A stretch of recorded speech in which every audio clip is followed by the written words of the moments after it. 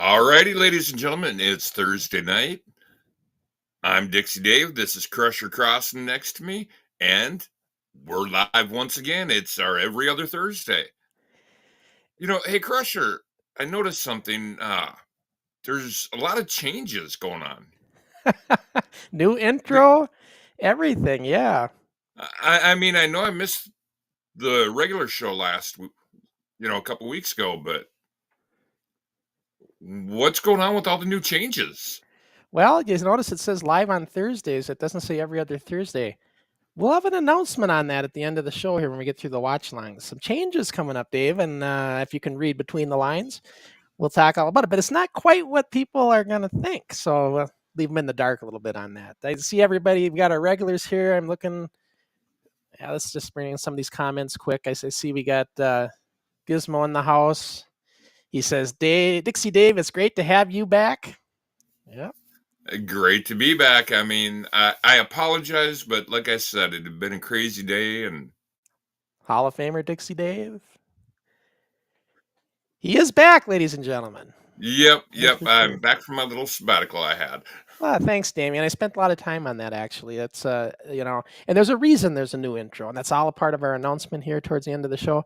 So stay tuned for that, guys, when we get to that. Now, today on the show, Dave, we got some invited guests we're going to bring in here, and we're going to be watching a show 99 from Dayton Studios, one of our later shows. Still got the kids, so everybody everybody likes to watch when we have the kids, but there are some adults in this too. But there is more kids in this. It's still back when the NWF was the NWF. Run by me still. Yep, I was. Yes. It wasn't Ernie running it. And then I promised everybody the PWA match that I had with Steenerson when I first got in the PWA. So because we're going to go to all the new renovated stuff going forward, I'd never get to the PWA for a while. So I figured we'll do the bonus match, me against Slick Steenerson, the PWA, which we got criticized for, Dave, by Eddie Sharkey on that match. Do you remember that? I don't remember what the criticism was, but... Well, he says we went too fast, and you'll see what we're talking about. But when you watch the match, Dave, it's very reminiscent of how it is today. Exactly. Yeah, it would be interesting. But yeah, let's get our guests in. So our guest today is going to be... So what we got here, everybody knows that I told you how I got my video degree back in 2014. I went back to college when I was in Minneapolis. And got my degree in video production. I went to HTC, Hennepin Technical College. So I got Rich Oxley, who was my instructor. And also I worked as a CLA after I graduated there for many years. So me and Rich got to know each other real well. I'm still good friends with him. So Rich Oxley coming in, and he's an interesting guest because he knew Scott Tronson, or knew of Scott Tronson. He can shed what he knows about, his experiences. It's not much, but the fact that we got somebody that knows Scott Tronson is kind of cool. And then Old Man Tronson. And then Jason Ewert is going to come with him. And Jason's a former HTC alumni as well. And he also was a CLA at the program. And then when he left, I took his spot. So that's how I got the job, because Jason ended up moving up north. So, and Jason, these guys, I call these guys the video gurus, if you notice on the thumbnail way back, I think, when we put it up. Because they are video gurus. Rich has been around. He's a dinosaur in this business. He's been around the video world forever, and he knows all about our VHS days that we're dealing with. And Jason loves VHS. He actually likes to make things go back to VHS. So these will be and they're wrestling fans too. So that'll be interesting to have them come in here and talk to this. And, Gizmo, you'll have to ask your question that you always ask about the dirt on Crusher Crossen. We'll see what they say. Gizmo, maybe these guys can dig something up. You know what I like about this, and we're going to bring our guests in too, but I'm going to say this. What I like about this, there's no teleprompters, Rich. We can just speak our minds here. This ain't like we used when in college we did a show reel to reel, and we had to follow the teleprompters, and I felt like a robot. And we can actually be ourselves though here. This is pretty cool. So let's get our guests in. There we go. All right, we got Rich and Jason. Jason Ewert, welcome in, guys. As Crusher said, this is no teleprompters. The closest thing to a teleprompter we have is the questions from our fan base. Ironically enough, though, Dave, I don't know if you've seen the update on EVMux, but they now have a built-in teleprompter on this thing now. I don't know how it works, but you can have a teleprompter here now. You know, that's the thing about our show. We don't believe in teleprompters. We just go off the cuff. I mean, we decide what show we're going to watch, and our fan base decides what direction our conversation goes. That's for sure. But not that a teleprompter's bad. Look, we have to learn. We had to learn it in school, so it was just part of the program. I understand that, Crusher, but you know, when you're live and off the cuff, it's so much better. Yeah, I'd be interested to see you on a teleprompter, Dave. Oh, So, no guys, you guys knew that I was involved in the wrestling, right? We talked about it when I was at school. So Yeah, yeah. um, You that's the first thing when we first met. That's what you started with that. You went right for the kill with hey, did you know? And went from there. yeah, I mean, I didn't always talk about it but I know when the guys learned about it, they're always fascinated with it. Especially when I left like early in the 90s when I got my first job at Wausau Homes, and those people would learn about it. They're like, no, first of all, they wouldn't believe you until you actually showed them the tapes. But yeah, I got into a conversation with my boss last night, and he was like, you know, when I first met you, I wouldn't have believed that you used to wrestle professionally, but you know, with your grit and everything, he goes, I can see you being a pro wrestler now. well, I tell you what, Dave, before we get to the watch long, I gotta play for you guys. Well, I'm gonna give you one announcement right away. I can do this one right away. So we're ready for our first announcement. I told you I got one for later on at the end of the show, but I want to talk about this one right away. Guys, remember, what was it, last show we had? We had Wrestling Revolution Keaton, correct? As a guest, the youngster over there in Northern Ireland? During our daytime show that we did 2 weeks ago. The daytime show. So he's a 12-year-old and just really good, very good. And our viewers commented how well versed he was, as far as they said he'd make a great announcer. Well, I talked to him, and I'm kind of going to become the Conrad Thompson, Dave. I'm gonna host a new show with Wrestling Revolution Keaton. It's a new show twice a month, and I'll show you the graphic we got for it. Kayfabe with Keaton. So it's basically Keaton and friends are live, and he's going to come up with the guests that he wants to bring on. A lot of the guys from the league over there, as well as other people he knows. And it's going to be on Sundays twice a month. Early for us, noon Pacific, 3 p.m. Eastern, but it'll be 8 p.m. Their time, and over there in Ireland. But that's going to be kind of a side project that I'm going to do with him, but it will live stream right here on our channel as well. So when we do this, it'll live stream on his channel and our channel at the same simulcasting, I guess you could say we're going to do. So, harkening back to the days of when Vince bought WCW. Yeah, I guess so. But yeah, it's going to be fun. And simulcasting, I can do up to 4 channels on this, so I figured let's give it a shot. That's a great way to network, you guys, when it comes to YouTube and channels and stuff. When you can get with another channel, he's got about 2,000 subscribers himself, or a little over 1,000. So you just network that way. The nice thing about that is it gives him exposure to the American populace. Yep, and it gives us exposure over there too, because when we're on his channel, we'll have our YouTube names and stuff, our channels and stuff underneath us. So yep, that's the whole point of doing that, is you network, right? Oh, yeah. So, and he seemed like a really good kid. I mean, yeah, he was. He really was. All right, guys, I'm going to play this trailer quick. This trailer is, as you know, we were launching the video network on June 1st in Vimeo. We're finally going back to that. So all the people that were fans of, what the heck, I can't even think of the Pivot Share, that we used to have that Pivot Share network and people used to subscribe to it. Well, now they're going to have a chance to subscribe again. So only via Vimeo now. So let me show you the preview of the first show. And remember now, this preview you watch is all cleaned up. It's cleaned up video. It's cleaned up audio. So let's take a look at this quick. And then we are going to start the watch line. We'll get talking with Rich and Jason here on the actual show, which isn't cleaned up, by the way. This is the last show that won't be cleaned up that we watch today. So don't get confused with this promo I'm going to run right now. So this promo is going to look nice, but then we're going to go to the, what'd you call it, Dave? The grainy footage.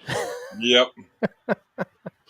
Jason loves it, the VHS grainy look. But He's throwing me under the bus every time. All Now, right, after we watch this promo, Jason, I got a question for you.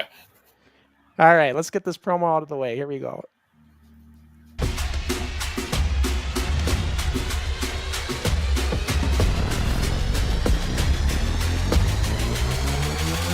Yeah.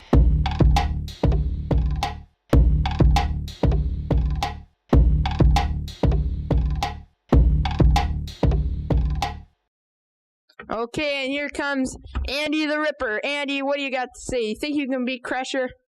Well, one thing, I just come back for the Twin Cities Wrestling. And one thing, I've heard Sean's a pretty good Crusher Crossen is a pretty good wrestler. But I still think I can beat him. Thank you. Okay, now we're waiting the arrival of Crusher Crossen in the ring. We're off and running with another great Kids Twin Cities Pro Wrestling show here. Oh, into the post. He's going to go for the pin. Okay, there's the pin. 2. Oh, he picks him up. Crusher Crossen has this match in control. Oh, he winds up and gives him one in the face. Okay. Oh, a elbow to the throat. That is an illegal move, my friend. Merciless Mike is my tag team partner, and Mike, you're going to be in my corner for that title match against Campa that everybody's just been blowing up about. Definitely. There's no way I'd miss this. Crusher, you're going to kill on Campa. Dynamite dude trying to get away. Folks, you may think this is midget wrestling, but actually it isn't. This is the little league, you might call it. It's Adam Nash. Okay, now there's interference. The referee doesn't see it. They're ganging up on Adam Nash. Twin Cities. I've got this master plan, boy. We're going to kick Killer Crusher Crossen, Merciless Mike. Where are those dudes? They're wimps.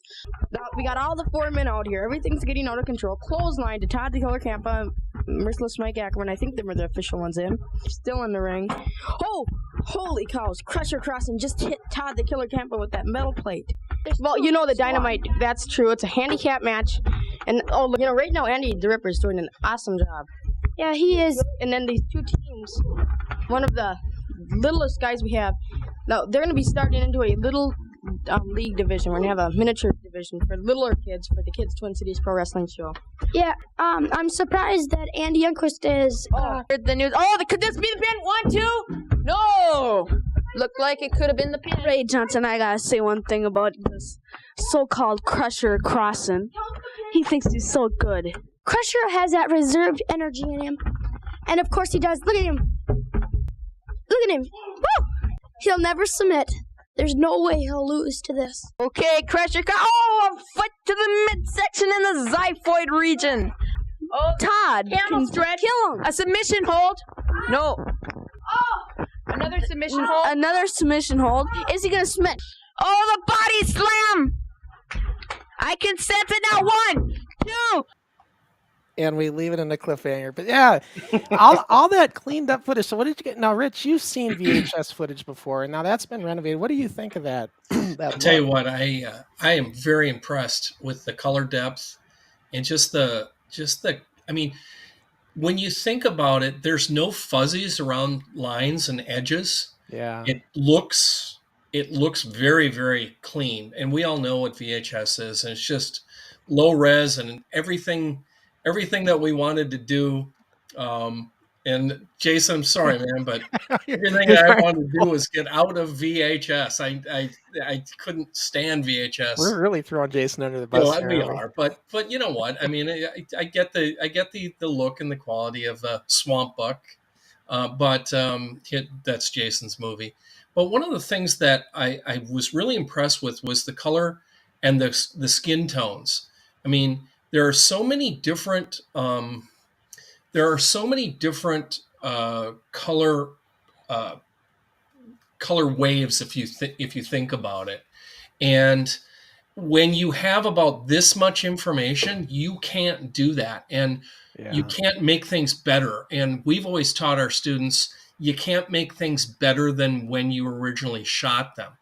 This is better than it was originally shot using Topaz AI, and I'm really impressed with just how it looks, the color quality.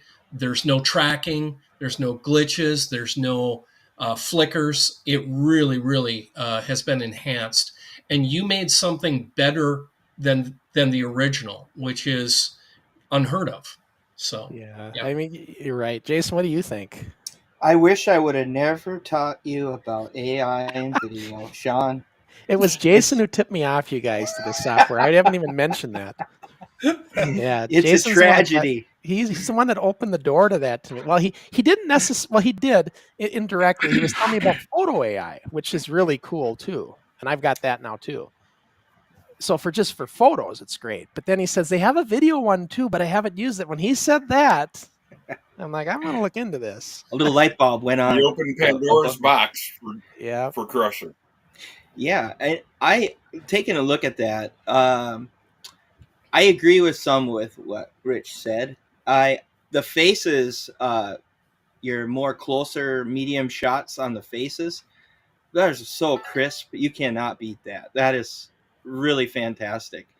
However, I feel like some of the grain and in some of the details, and you can't get it perfect, but I feel like mid shots and farther out shots, the warmth, you can't beat the warmth of a VHS. The grain is there's so much life in the grain, and you stole it. You took it away. I cleaned it. But no, the one thing the bad part about this is when you get farther out shots, because there's not enough resolution there, it just doesn't understand how to fix faces. Faces are the ones that suffer the most on like those wide shots. And you can see a little bit of it on that one, but on other tapes and other shows I got, it's depending on the camera quality we have. Like this one we're going to watch today. So what we seen there was in the studio using studio cameras and Sony U-matic. That converts nice. VHS converts good too on the VHS decks that we used. The Panasonic remote cameras is which we're going to have today's show. But it doesn't, when you have a wider shot, it's just harder for it to deal with. It still cleans up, but it's just not going to be that really. And when you get close up, it looks great, just like that did. But it's those mid shots and wide shots that sometimes suffer, you know. That's the only side effect of this. You know, the thing I'm really impressed with is, you know, one of the things about interlaced video and compression video and things like that, they're actually taking a look at pixels from frame to frame. And when there's a still shot, of course, it does pretty well. When there's a lot of movement, it doesn't do very well. And one of the things that I'm really impressed with is the fact that it's grabbing a chunk of a face or a chunk of a body, and it's interpolating that footage right away. And so you're not seeing weird artifacts. Right. I mean, you do, of course, you do. It's not going to be perfect.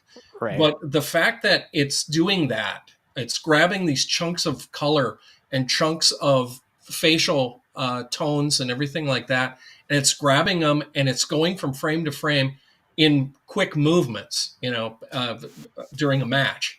And I'm very impressed with that because it's fast.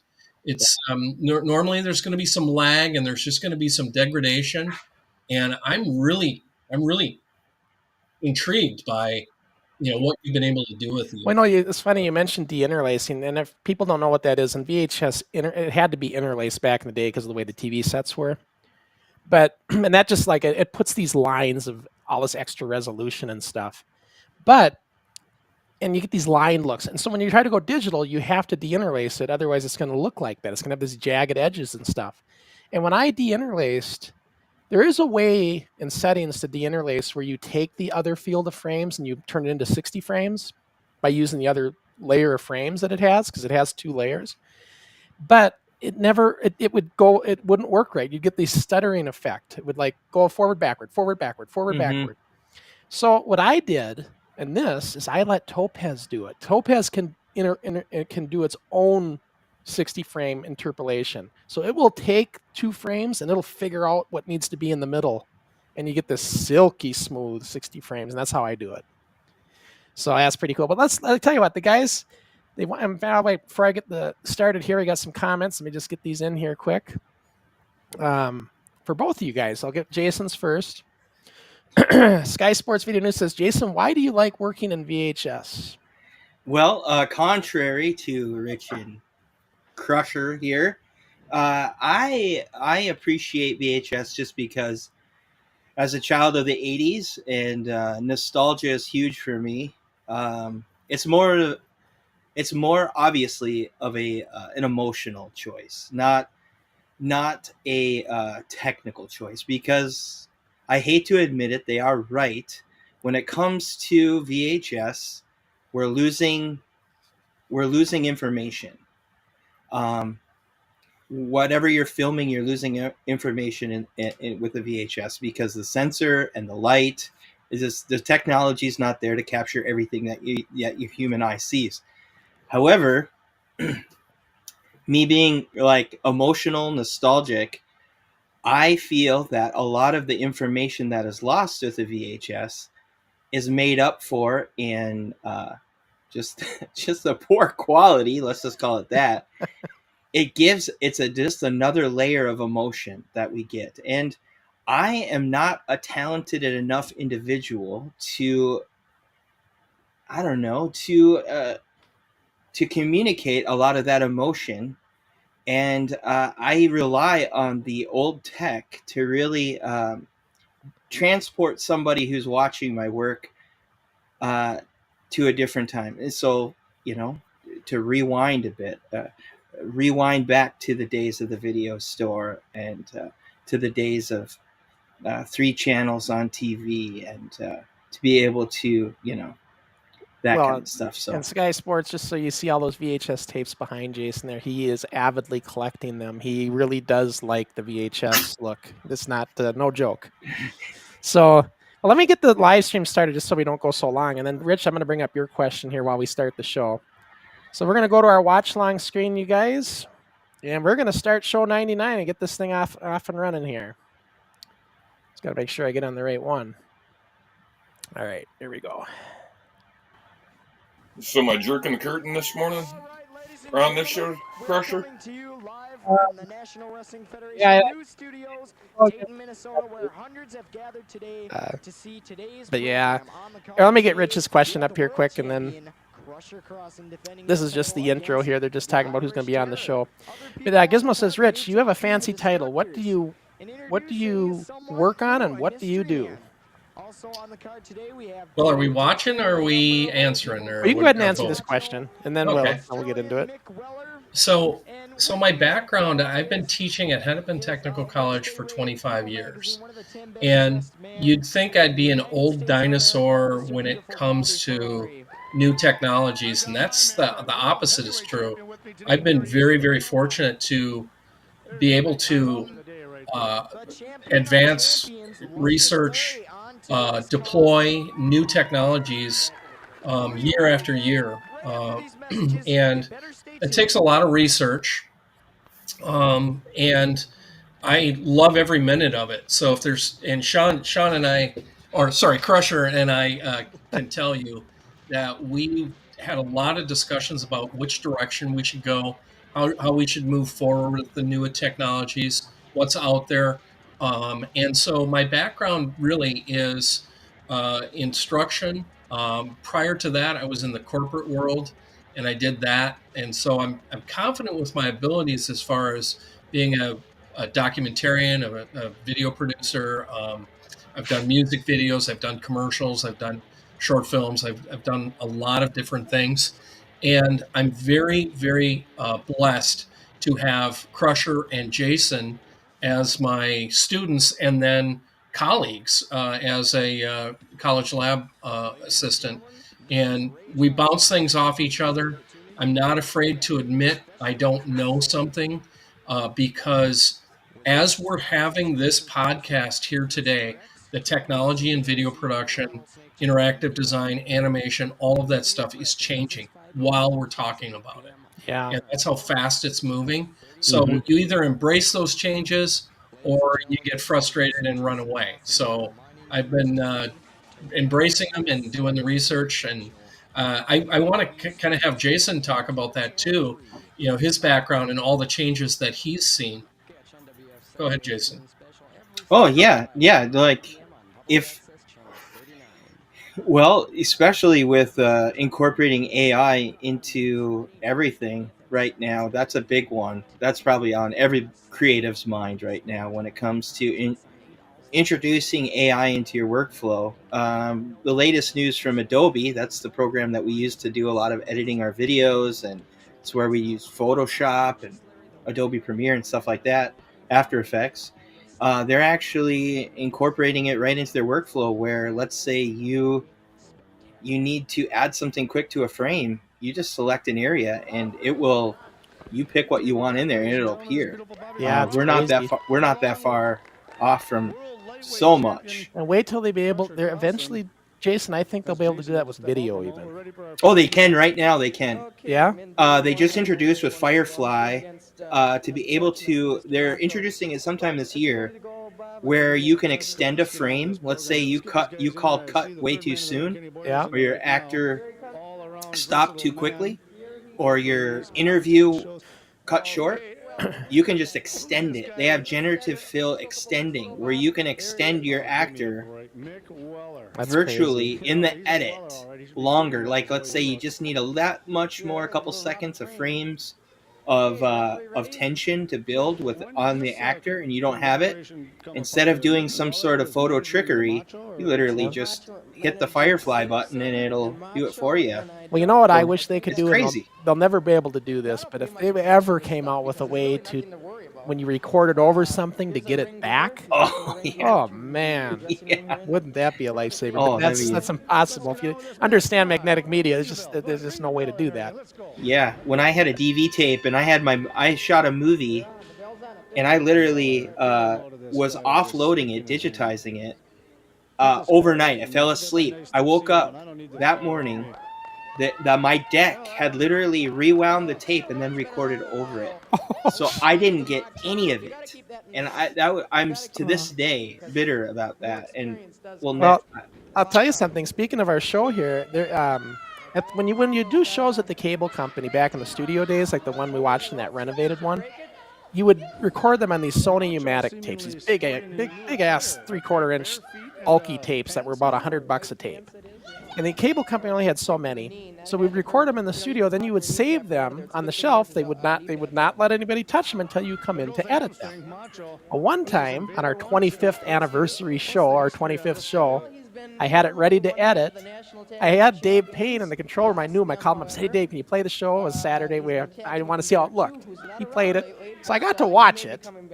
But then I go in to edit it, and it's something else. I'm like, "What happened here?" And Pam Hansen, she was the employee. She's like, "I thought you already edited it." I said, "No, I didn't."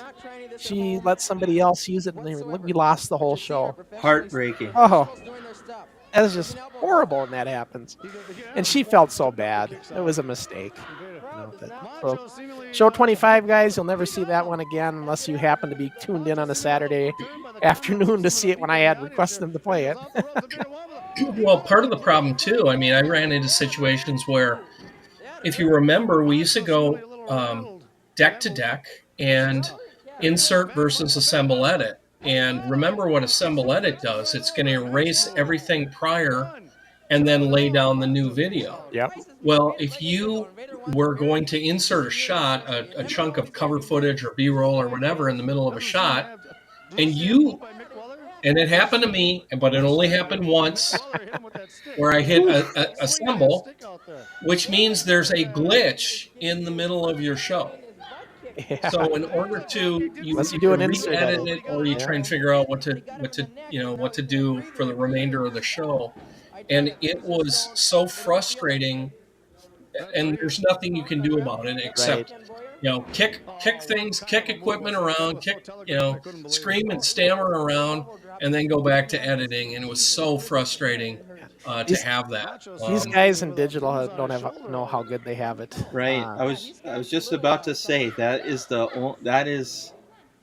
trick because of mistakes like that, and like Rich said, one time usually is all you need. Because you guys are giving me post-traumatic stress right now, just reliving these. I'm getting anxiety thinking about it. But so guys, what we're watching here, this was the Porta Pack equipment that we used to film this show. It is. They were Panasonic units. It was the way it was the deck was by itself, the recording deck, and then it had a cable hooked up to the camera, and then the cameras. I don't know if the cameras are Panasonics, but the decks were. And they were What was your half inch. media? We called it half I was inch, so gonna say. VHS. Okay. That's what it is, and but it's professional equipment. It's not like this isn't like a camcorder you got at the store. So and Rich knows this. The inside guts are going to be a little bit better in professional equipment versus stuff you get at Target or Best Buy back in the day. We're gonna have 3 chips. You're gonna have 3 chips of light, different light of the light spectrum here hitting it. So you're gonna get a lot more light hitting it, a lot more detail, a lot of more information. I just wish Scott Tronson would have taught us. And speaking of Scott Tronson, so Rich Oxley knew of Scott Tronson back in the day. They kind of crossed paths at one point, and I've always told Rich the story of how Scott didn't like us, and he didn't like what we were. He just didn't like us. I mean, he would go out of his way to shut us down. I know when Scott kicked us out of the studio, he thought that was the end of the show, and he was not happy when we fired up again, because he was. Let me give you this little story of Scott. When we first went into the garage, our very first show, I said I was pissed in my interview. I said, I'm pissed. Scott says, you can't say that. We're going to suspend you for a week. He was so bitter that we were doing the show still. So your audience is going to wonder why I'm defending Scott Tronson, but I'm not. It's as so much as I started out in local origination in Fridley, and we were, kind of side by side with the public access area. And part of what, and Sean, Crusher and I actually talked about this. There were a lot of groups that would come in. They would be one and done. They would have a couple of shows and then they'd be done. And in a lot of cases, they were self-taught. And they weren't serious. But looking at what you guys did with kids wrestling, you were serious and you kept building on it and kept doing more and more and more. And so I suspect that Scott actually you guys gained some respect because you were regular and you did things and you wanted better and better quality through the years. And you may have been a pain in the butt to Scott, but if Scott looked at the whole thing from 10,000 feet and all the different groups that came in there to do things, he would see that you guys were organized, you had a plan, you had a beginning, a middle, and an end. And in a lot of cases, there's a lot of public access producers that never had that. And, so. Well, some of the shows, Rich, some of the shows on Access back then were like Wayne's World type stuff. Yeah. Wayne's World was great compared to some of the things. Right. And there'd be the typical call-in shows in the public access, which were, kind of interesting, but, they weren't delayed or anything like that. So people would call up and just say whatever they wanted to say. And sometimes that would end the show because it was, somebody would say something bad. But when you think about public access, it was an opportunity for the public to come in and create TV and make movies or make. And that's what fascinated me at 12 years old when the cable company explained it. I wanted to be on TV so bad. Right. I didn't know what I was going to do, but I just wanted to be on TV. And the fact that you could just get this equipment at no charge, produce a show, and then air it over cable where everybody sees it. Remember, there was no internet then. This was our internet back then, is the way I always explain it to our viewers, Right. And anybody could do this, but not a lot of people knew how or knew that they could do it. Right. We're watching this little promo here. This is Luscious Larry. Now, everybody, just so you know, Luscious Larry, he was the one that tried taking this show over from us. He was the kingpin, right, Dave, of the of the hostile takeover of the NWF in March of '87. That event you see us plugging, March Night of Wrestling or whatever, that commercial that keeps running, that was the show that Larry tried stealing our ring and stealing all the money and everything. He pulled all that stuff. And I can't believe that would happen in professional wrestling. Hey, I saw Iron Claw. You know what? And the thing is, when you think about it, though, in the whole, I mean, yes, you had a topic, kids wrestling, but there were a lot of things that just was not a topic, or they didn't have a regular thing to keep driving it forward. And you guys did. You had this thing, and you wanted to, build on it and make it better, and always try and improve the quality or whatever. Yeah, like And Dave, Dave and I have talked about this. Dave knows this too. For us, it was fun doing the wrestling, but it was also fun doing the show. Right. The production and the TV show was just as much fun as the wrestling itself, right, Dave? Yep. Especially going into the studio and doing the interviews. I mean, we always remember those days. If you remember how the AWA went, they always had their matches, interviews. And we used to go in the studio and do the same thing. So we do our same kind of interviews, and even though we all weren't good at it, but we tried. Ringside, come on in, gentlemen. Speaking of an interview, here's now this is Jason Klassen doing his Mick Weller. He does the Australian accent and everything. So good. I volunteered to referee the match, and I should have disqualified you, Nick Weller. Foreign objects, boards. Well, let me tell you something. I don't care about no foreign objects or boards or whatever you call them. Right now, my man, Mr. Macho, and me are after Kid USA Kelsey's title at the March 20th Anoka Armory. We are going for it. Macho. That's right. You just saw what I did to Invader 1. You've seen what I've done to Irish Terror, Pigsley Dave. I've even put the main man, Crusher Crossen, down. Kelsey, you think you're going to stand in my way? Sorry. Thank you, gentlemen. That's one thing I started doing, you guys, at this part of the show. You notice I have adult refs. I have now adult announcers even.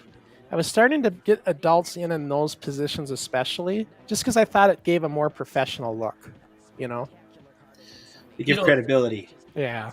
Yeah, you know what I think is kind of cool too is you have this, you're acting.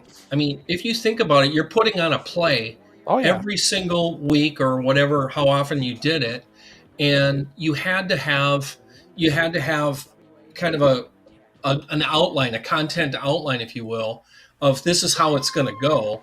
And so you were acting. You had to speak in front of the camera. You had to have camera operators, that would capture the whole thing. And so, yeah, there was a lot of moving parts in this thing. Probably at the beginning, not so much, but at the end, you really kind of had a show that, people could watch. And it was... Yeah, like these shows here, we were very... it was very big on build. Like all of our shows right now are building up for this March Armory card. So we're basically the matches and the show is all about leading up to that event, and that's how it went in all these years now. When we have these Armory shows, the shows would always be like, just like they did, Rich, back in the day in the AWA. They're talking about the big event coming up. And we did the same thing, But you're right, though, and I've told our viewers this much. Think of it this way, too. No cell phones and no texting, none of that. I had to physically pick up the phone and call all the guys, all the kids. Hey, can you make it a week from now for the show, for the taping? Oh, you can? Good. I'll get you down. I got you down. I have to call everybody on the phone, get their commitment, then know who's going to come, then figure out the lineup for the matches, then figure out how the finishes are going to go and how the match. It was a lot of prep. Now it would be so much easier today with texting, right, and emails and stuff, but I didn't have any of that. Discord, whatever. Yeah. And the thing is, what you guys had to do to get this to work. I mean, there's a lot of things going on, and you were always striving to be better and do more interesting things. And like I said before, if you're, what Scott Tronson doesn't realize, or maybe finally did realize, is that you guys had a really, kind of a regular thing. And in public access, a regular thing really didn't happen very often. It wasn't regular. There wasn't a lot of shows that lasted more than a year. I mean, I can't think of very few that would go over a year, actually. But no, now this match here we're watching, obviously not kids. This is one of the NCWA matches. was a quick match. Captain Caveman really. Yeah, he was still green. We call it green in the business. He was still new and he didn't know, so his match couldn't go that long. But yeah, it's one of the ends. So we're kind of merged right now. The NWF and NCWA is kind of merged together. There's still two different leagues, but we're kind of showcasing them guys and us at the same time. That's what's going on, everybody. So this was the plan anyway, that we were going to do this with them. But here's the thing, for that March card, I did all the damn work. I'm the one that got the posters done and put up and promoted and booked the armory and did all that. Larry comes in and he's like a pigeon. He swoops in, pecks away at the food, takes all the money in the ring and leaves. You know, just like a pigeon, comes in, pecks the food, takes a dump and flies away. I'm still mad about that. Wow. You know what? That's how you really feel.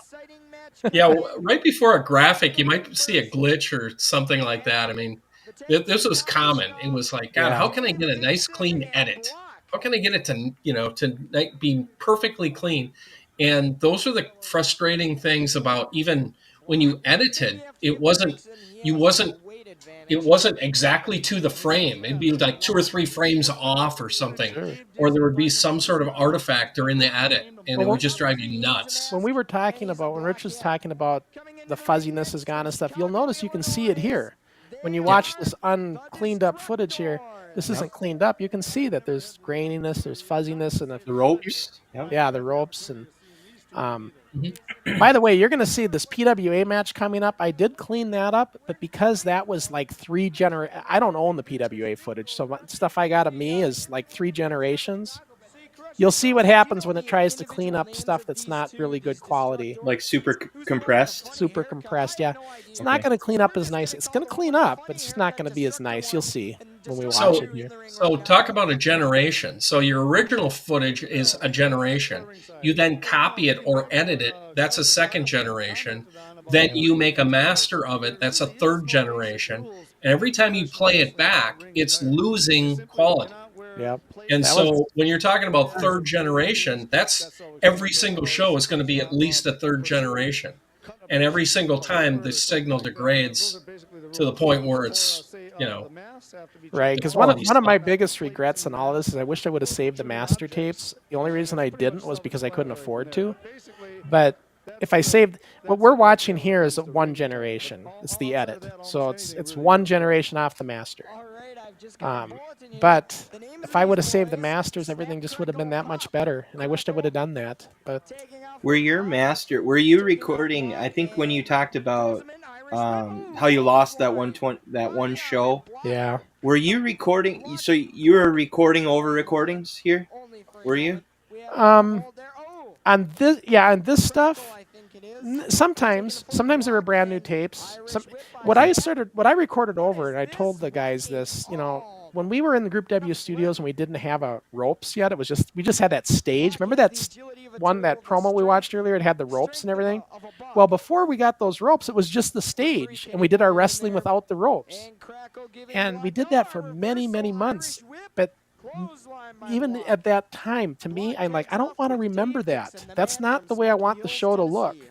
I want it now that it has ropes. I'm fine, but I didn't want that, so I figured I'm just going to record over that. So I recorded over all those early shows, figuring I'd never want to see that again. Oh, Jason, I just kill myself for doing that right now because I wished I had that stuff. I get that. But yeah, I at the time I'm like, this isn't how I want the show to look. I don't want to remember that, so let's just forget it. So Jason, are you alluding to the fact that some of the tapes that Public Access used were over and over and over again?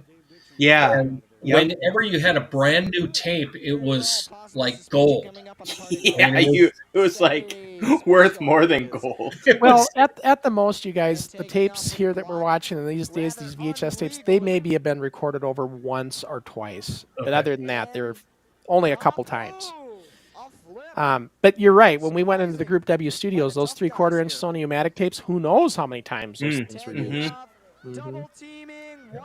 That's where I used to run into, especially editing and jogging, the edit in on tapes that had been recorded over, because that's what I started on.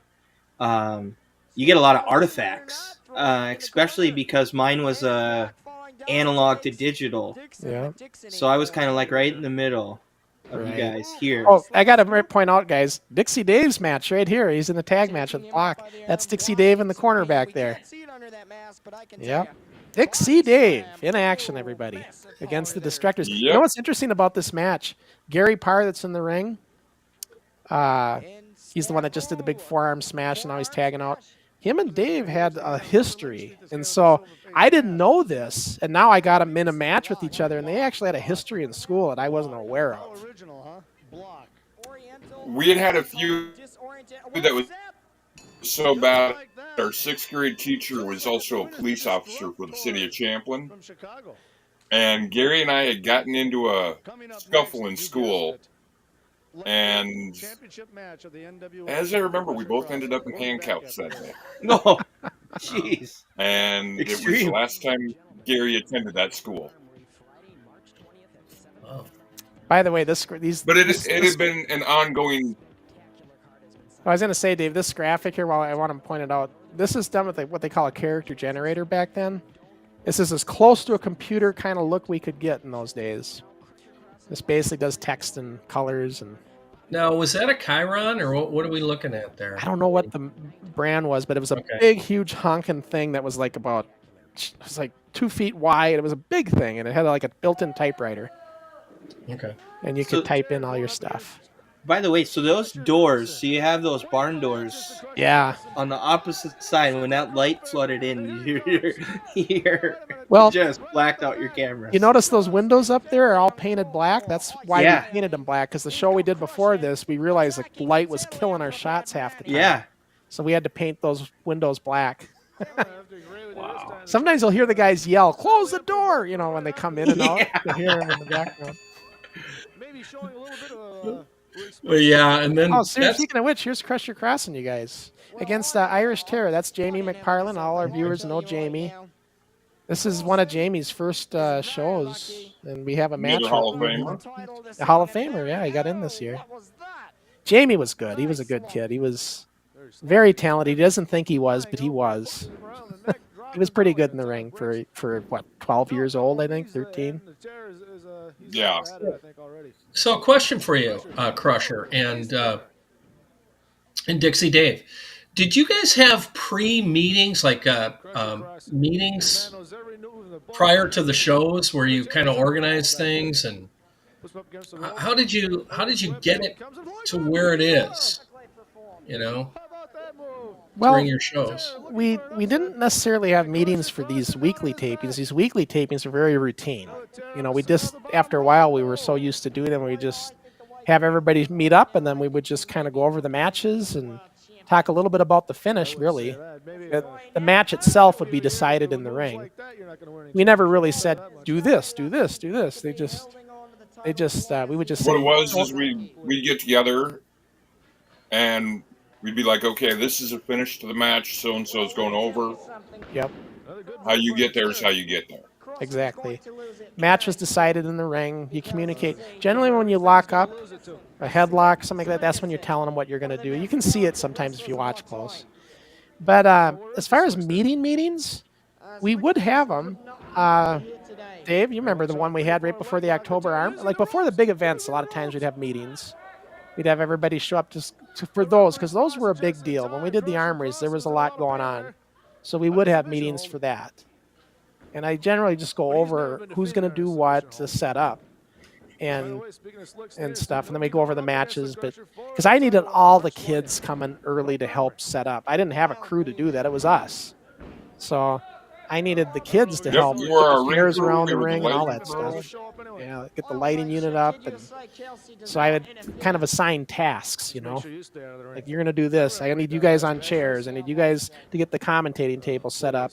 I need somebody to wire a thing back to the locker room with the TV so we can see the action. Because if I didn't have a TV in the locker room, every single kid would want to peek out the door to see what the heck's going on. And I didn't want that, because to me, that's unprofessional, right? You've never seen that in the AWA. The wrestlers looking out to see what's going on. So. Well, they're back there watching through the curtain. Yeah. So I'm noticing, okay, so this is a single shot kind of a wide shot. Was there another camera that was capturing a closer shot, or? No, in these days we could only get one camera at a time.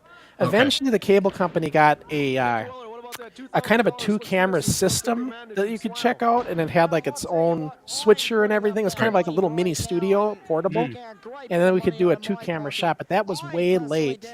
We got that in '89 when we were done with the NWF, but Troy wanted to start it up again. Dave, remember that?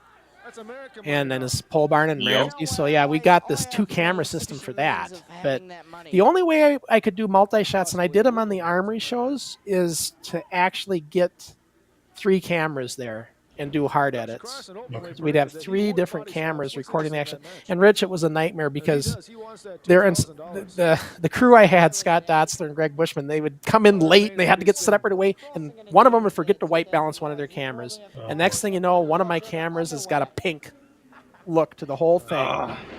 And I still deal with that today. Now, I try to correct it. I'll see what I can do when I renovate. But there's only so much you can do with this.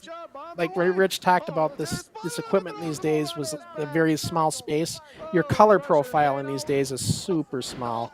So to try to fix a bad white balance, like it can be fixed on the newer cameras pretty good now. But when you got this old crappy stuff here with hardly any color depth, it's hard to fix even white balances and stuff, you know. Yeah, I always say this. And Jason and Crusher have heard this. You can try to fix it in post. Yeah. It's getting there. You won't be able to say that to your students much longer. You know what? I do as a joke now, because with DaVinci, I mean, we're able to tweak anything. We're able to grab a particular color and tweak it. When you're shooting raw too. Jeez. DaVinci's really good. I like DaVinci. I still like Premiere Pro though too. I use both. So we're starting to shoot a lot in S-Log, or Cinephore. Yeah. And so it's what that is those are they're camera color profiles. So when you're capturing the footage, it's a particular thing. And then there's a LUT lookup table or something like that just fixes it right now. Yeah. When you look at the raw footage, it's really muddy and kind of black and white. But when you bring it into post and color correct, it looks absolutely gorgeous. Right. And so we're able to do that stuff now, where back in the day, it was garbage in, garbage out, right? So, and even just to follow up with Rich said, I have some shows that are kind of washed out, and I thought, well, those will be like S-Log. I should be able to color correct that good. No, it doesn't work that way. It's not the same as S-Log. It might look like it, but it's not on this old VHS stuff. Every grain will pop out once you start adding your color profiles on that. What I was going to say too is I got a question for Rich. Then how do you keep your students? Because like we're talking, back in the day when we had to be very superstitious with our shooting, we had to have a certain way to do it. We made the mistakes once, we're never going to make them again, so we kind of have a way to do things, and we become skilled in that. How do you keep your students from getting too lazy? Yeah, that is a very good question. We really hammer the workflows, though. We say, okay, we're going to really do the pre-production. During post, we're going to shoot in an S-Log, and then they need to know how to color correct in DaVinci when it gets out of there. They need to know that whole workflow. You're right, Jason. It's one of these things where there's a lot of automatic things that are being able to be fixed, but we still go a step further and say, okay, if we want to get it to look cinematic, if we want to adjust the contrast, those are different things that you need to really know how to do. And when you get in there, we all do it. When we get into a new piece of software, we just start moving sliders. We just start sliding things around. But we really work with the scopes. Students need to know the waveform. They need to know the parade. They need to know the vector scope.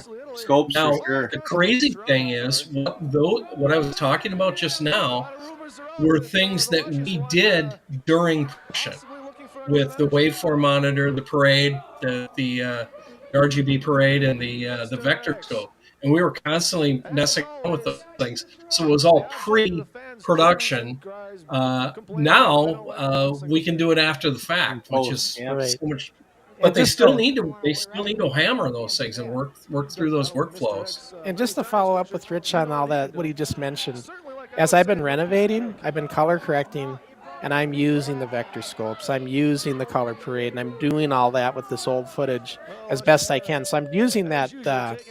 I'm using the techniques that Rich talked about and doing what I can with this as I renovate this stuff. And it does, because you just can't go far, but you can make some corrections. You can add some saturation. You can correct skin tones. You can do all that kind of stuff, even on this old footage. But you just have to be very careful, because if you go too far with it, you start getting this really weird looking kind of thing. It'll just bring out too much of the red or too much of the blue. So you got to be, with the old footage like this, you got to be careful. But I can fix it. And you've seen that, like Rich mentioned the skin tones on that promo, because I did correct skin tones on that. Even though the studio equipment was great, it didn't get skin tones right. So that's one thing I do on every single show I renovate, you guys. I fix skin tones. How long does it take you? Oh, gosh. It's a process. I literally need to, what I do is, the first thing I do is deinterlace, and that takes time. Then I add when I deinterlace, I add the extra frames. So I do 60 frames. So I get 60 frames in there. And that whole process there, just the software side, takes forever. Yeah. Then when I get that done, then I take it and I bring it up to HD, which is 1280 by 720. And and that gives it a pretty good clean correction. Then I do to full HD. So I do another pass and bring it up to full HD. And then I go through and I take the audio and I clean the audio up. I get rid of the hums, that background noise that is on every single VHS tape. I get rid of all that. And then do all the color correction. I do the color correcting at the end. I learned that the hard way. I used to do the color correcting first. And then I realized that, after reading all the forums, you should really do that. That's the last thing you should do. It's color correct. So, yeah. And that whole process to do one show probably takes me, if I just added up all the hours, probably 48 to 60 hours worth of work. Oh, jeez. Yeah. I mean, I could probably trim it down to maybe, now that I got my process down, I probably can get it down to maybe 30 some hours or so. But a lot of times I'm tweaking. I'm looking at it like, oh, this didn't correct right. I'm gonna have to use some different, because I got several profile settings for every kind of show. It's not like a cookie cutter thing, Jason. Every show is different. Like, it depends what it is, how it was recorded on, and everything, and as far as the settings you got to use. So what I was going to say is, as video producers, that was our deal. We would work all night long. There was no sleeping, and it would take that long, but you just grind it out, and it was something that we did. So deadlines were like a matter of, I've got this deadline next Thursday. No, it was the number of hours. I've got 47 hours until this is due, and so sleeping was, a luxury sometimes. Well, you talk about deadlines. So back in these days, I had deadlines too, because the cable company needed a show every week for the time slot. Right. So when we film a show like this on a Saturday, I had to be in the studio editing it on Monday or Tuesday so that it was ready for the next time slot that it was going to be up, which was usually in about a week. And there was no time to wait. So and then when I'd get a show done, I had a certain amount of tapes that I kept dubbing over and over. I would take that show and I would dub it, and then I'd start sending those out to cable companies all around the country, because I had 22 states I went to by this time. So just the big cities. I didn't go to all the suburbs. But I would have a schedule and media rate postage. And so like each tape would go to 3 different cable companies. One would get it, they'd air it, they'd send it to the next one, they'd air it, they'd send it to the next one, they'd air it, then it'd come back to me. It was this whole mailing process I set up. It's crazy. And So yeah, schedule. So like every time something happened on our show, like Scott kicked us out of the studio or the insurance company said you can't do it anymore, it just created a huge problem for me because I'm like, Mom, I like when she kicked us out of the garage, she said, you can't do it anymore. The insurance agent's going to cancel the policy. But Mom, I got time slots all over the country. What am I going to do here? You know. So his mom would leave and we'd still do a show. I would sneak them. In the summer, I snuck them in the backyard or the driveway. But I couldn't do it forever. I knew she'd catch on, so we did that maybe 3 or 4 times. So you know what? That's Okay, what guys, just hang on a second. Rich. Now we're going. This is the PWA match, you guys. This is Steenerson and myself in the PWA, 1990 or 89. I'm sorry, 89. This is in the fall of '89. That's Steve Engstrom, Pretty Boy Taylor. That's Slick Steenerson, and then it'll be me. And this is our PWA debut for Steenerson. You'll notice that. Guys, Mick Karsh doing the play-by-play on this, the voice of Minnesota wrestling, and the late Ray Webby, a great guy. Most Minnesota wrestling. That's fantastic. Yeah. Most Minnesota wrestling. Yeah, this is Big George's crowd. and Fridley, if you guys Insane. remember where that is. What did it get renamed to, Dave? George's. They So it changed was Ropers, and Ropers. now I don't think it even exists. Yeah, they tore it down, but yeah, these PWA events. This was like Eddie's big. This was his big. Eddie Sharkey's big show was this one in George's and Fridley's. So he did it once a month. And Troy and I made our debut. If you watch here. the crowd closely, real closely, you might see Dixie Dave sitting ringside. Yeah, Dave's there somewhere. But Ray Webby was the other ring announcer with Mick, and he was such a good guy, you guys. He was the Wally Carbo of the PWA. Like all the wrestlers liked him. You know, he was very personal. Ray Webby's the one who talked me into coming back to wrestling and do this, number one, and then he's also the one that wanted to put me up against Sean Waltman, the Lightning Kid, X-Pac, Hall of Famer now. I was supposed to have a match with him, and never happened, but Ray was trying Little to Debbie Ray Webby. Yep, Ray Webby. Who was it that came up with that nickname for him? Which one? Little Debbie Ray Webby. Oh, is that his nickname? I didn't know that. Little Debbie. Because I know he was on a diet. He was losing a lot of weight. I wonder if that had something to do with it. But So yeah, every this once is in my a while, first time. This is my first time back in wrestling, you guys, for about a year. I was off for about a year, and then I came back to do this stuff with Eddie Sharkey. every once in a while, see the flare. Every once in a while, when the camera got into the lights, right, there would be a lag. See, look at that. See that? Yeah, the lag? trails. So That's beautiful. that was the when you had tube cameras, right? You had that lag, and everything we wanted to do was avoid anything like that, of course, and we couldn't avoid it. You know, there's going to be lights. There's going to be lights in this thing. And there's going to be that flare, and that is a characteristic of public access with tube cameras. Most likely, they were either Plumicon tubes or Satacon tubes way back in the day. This is a mobile van shot. I forget which cable company's here. It might be Fridley, because we were in Fridley. But anyways, it's a mobile van, so I think they have 3 cameras going. And this is restored. I restored this through Topaz, but because it's so many generations, you can see it doesn't clean up as nicely. Well, when it's low light, when it's low light, it struggles a little bit. Yeah. But notice when somebody gets closer to a lit, maybe a medium shot or something that's closer to the camera, those are cleaning up better. But the far away shots, look at the crowd, those are going to be tough to clean up anyway. Yeah. There's just not enough information there. And the fast gets a little crazy too here with all these generation losses. Man, and so much has like people would have on this one, a good barn door on top of your camera would have really cut down on a lot of those lights coming in. Oh yeah, on the sensor. You're right there, Jason. I never even thought of that. So Troy and I decided, when we went to do this match, I said, Troy, let's do something different. Let's do a fast-paced match, because normally all matches were much slower than this. This is 1989, guys.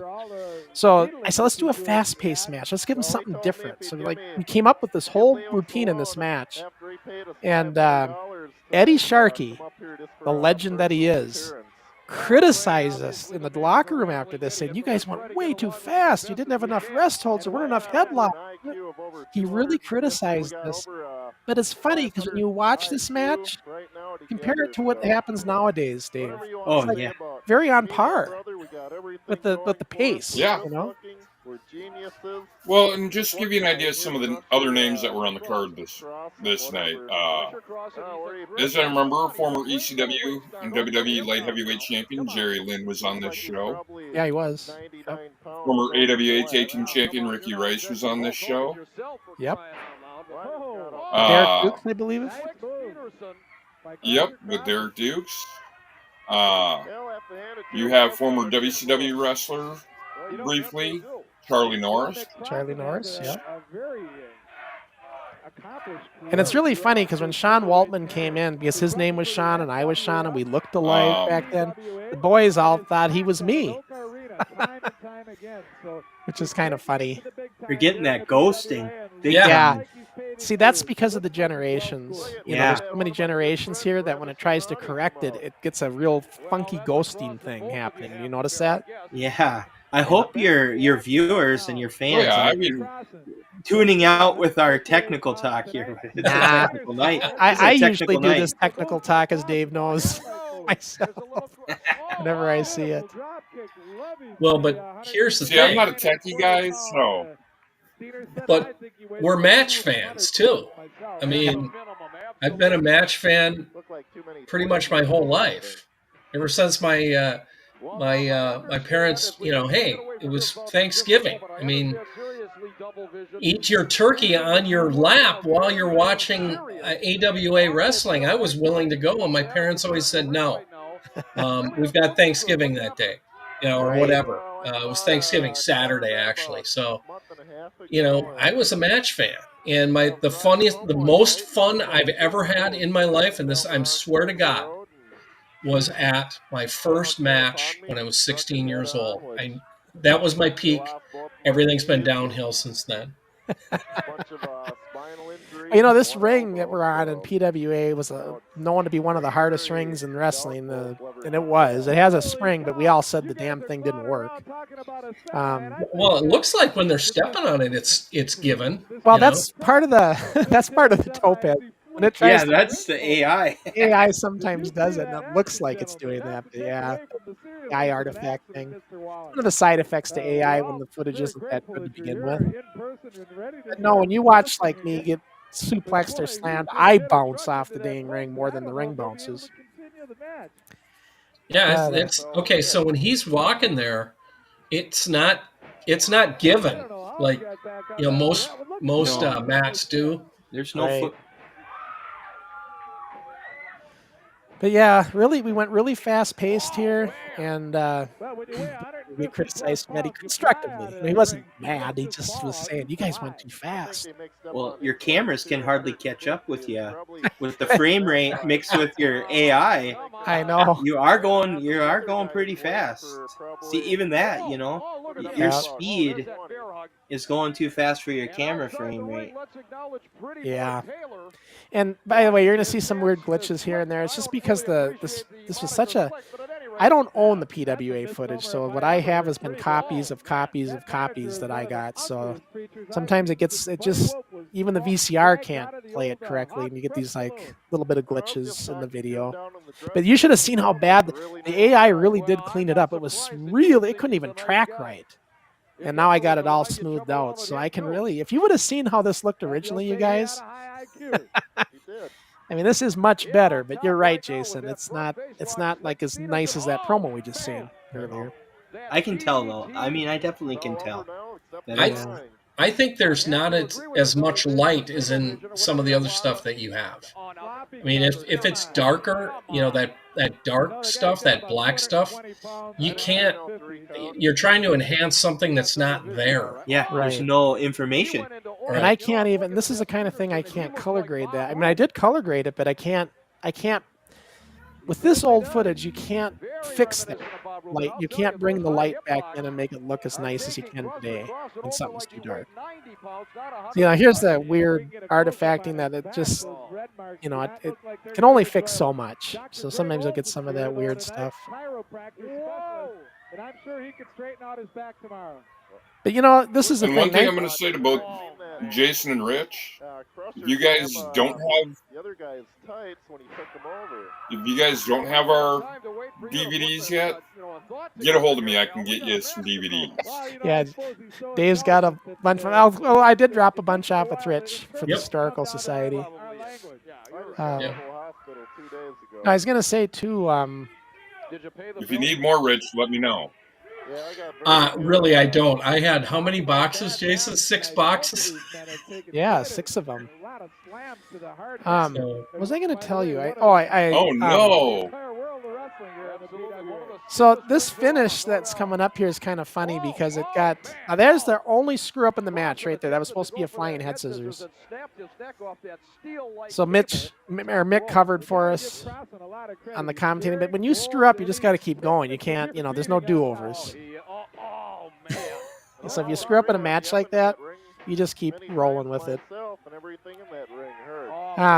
But this finish was supposed. Well, you'll see what happens here. But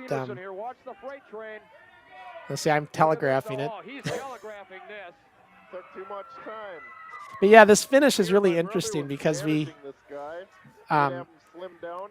I'm not going to give it away. I'll let you guys watch it and see. I'll explain why we did what we did. But yeah, Troy's so talented. Troy Steenerson, the guy I'm with, he could have went on if he just didn't. He ended up meeting a girl and she dictated the rest of his life. But Troy, if he would have stuck with it, he could have went on with this. He was big enough and he was good enough. I was only $150 here. I was too small at the time. Small guys are in it now, but back then you had to be over 225 pounds, right, Dave? To go further than. And at that, you were still kind of small. Yeah, I mean, you wouldn't go any further than the PWA is what I mean by that. So yeah, referee got knocked out. Referee, yeah. Steenerson's back in the ring,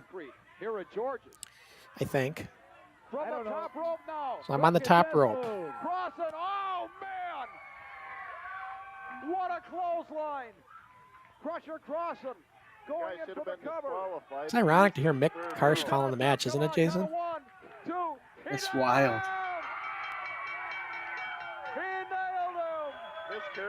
That voice is just so iconic. Yeah. Hey, where did you go to get these boots? Well, I'll explain that in a second. The boots are quite a story, but so guys, it looks like I won the match here, but that's not the case. So let's see what happens here. Champion Crusher Crossen, ladies and gentlemen. Pretty Boy Taylor. We were over too. I had the crowd into this. This was a good night for me, for my character. They were really behind me. Who is this individual? Oh, Pretty Boy Taylor's in trouble. He's just letting them know that Steenerson not only outweighed him by 40 points, but he was using that stick to cheat. I didn't see anything like that. So now there's that Scooter Pie down there. Milo Adams talking to Skippy from WWTC Red. Oh! Whoa! Man! Every time Adam Sick referees, nonsense happens. Everything breaks into pandemonium. Absolutely incredible. Wait a minute. What's going on here? Just a minute. Uh-oh. Oh, come on now, ladies and gentlemen. Referee Milo Adams now telling us he has reversed the decision. Oh, come on. Wow. Yeah. Let's get the official word from Ray Webby over the house mic. Oh, just iconic calling. It's just that voice. There's going to be fines. There's going to be suspensions. Crusher Crossen is a loser for throwing his opponent over the top rope. I think that sucks. They actually screwed up. They said I kind of did, but I went off the top rope. And the PWA going off the top rope's illegal. You can't do the top rope, and I went off the top rope. That's what it was supposed to be. They said I threw him over the top rope, but I went off the top rope. So, and then we went on to have a rematch, and I ended up Steenerson ended up leaving the ring with the belt and got counted out, and the crowd really got pissed. They all started chanting, "Bullshit, bullshit!" They did that bullshit chant. But yeah. But yeah, so that's the PWA match, you guys. For everybody watching, that me and Steenerson's debut. But think of it though, Eddie Sharkey. That's the trouble. Eddie Sharkey, he was an old school guy. He was with the Crusher and the Bruiser, and to him a match needs to be slow paced. It needs to have headlocks. It needs to have rest holds, and we didn't do that in that match. And Eddie let us know about it. Wow. Yeah. So, yeah, that's pretty cool though, huh? To see the Crusher, I think you could get in the ring today. Oh, I don't know about that. Dave and I talk about that all the time, and I don't know if we can do it. I mean, maybe get in the ring and run the ropes. I mean, yeah, run the ropes. Both you guys. Dixie, get in there. Let's go here. What are we doing? Mind-wise, yeah, we want to get. Well, I never did get my world title shot. Well, Dave, but you weren't number one contender. You spent too much time looking at the lights. As those are your words. I had to make guys like you and others look good. Yeah. I had to make people look good. Well, it was fun. It was a fun time. Even the Georges and Fridley, but the thing with Georges and the PWA, that was cool, but there was so much backdoor politics with the wrestlers. Everybody's those guys were all trying to look out for themselves, to try to move on, to try to get into the WWF or whatever the case may be. And that kind of burned me out pretty quick with the PWA. I kind of lost my luster seeing all that the egos, right? Of the guys, even at that level. Where in the NWF, we didn't have any of that. There was no egos in the NWF. It was all about the fun, and doing it. Exactly. Yeah. We weren't about the money. We weren't about the fame. We loved wrestling. We wanted to be in the ring. And as Crusher alluded to, I didn't care if I counted the lights or got the pin. Hey, guys, just wanted to be in the ring. Here's an interesting comment from Sky Sports Video News. He says, very informative. I never watched a wrestling match that was aided by 3 experts explaining the technology from behind the scenes. I love this. These things I can use on my channel and jobs. So yeah, see, you're all kind of worried, like, what are we going to talk about here? But yeah, you brought a lot of informative things. But what do you guys think, though, Rich? Like, what did you think of the not so much the PWA thing we've seen, but like our show that we had in Dayton that we watched? Like, did you think, like, is that something you could see on community television back then?